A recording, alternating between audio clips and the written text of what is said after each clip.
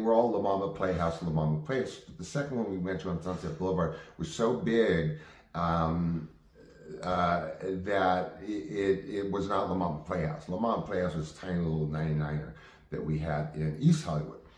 And the labor board took me off stage in the middle of the performance by telling another actor to yank me away, so to speak, because they claimed I was a union actor working non-union.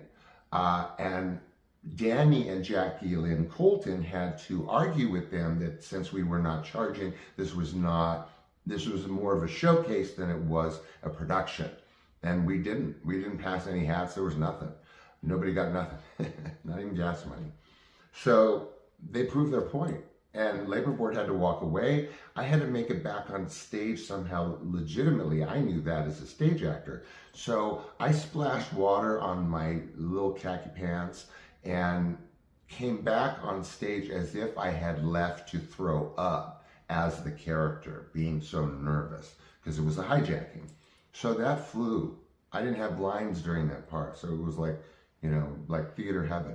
Okay, 1979 now. This is not La Mama, this is me as going after stage work. On Golden Pond, the Academy Award winning film is based on a Broadway play. The Broadway play came to Los Angeles. This is 79. The director chosen for the Los Angeles production at the Amundsen Theater, the Music Center in downtown Los Angeles, was Mark Rydell. Long story short, it came down to myself and Brad Savage. Brad Savage, of course, got it because he was a much bigger actor. During our generation, was one of a pack of actors that worked a lot. And also his mother was one of the largest agents in Hollywood. But Mark Rydell himself, right on stage at the Amundsen, oh my God, you guys, offered me the part of the understudy. He really wanted me to do the understudy of On Golden Pond in Los Angeles' first run off Broadway to Brad Savage's character, which was played by Doug McKeon in the movie with Jane Fonda, Katharine Hepburn, and Henry Fonda.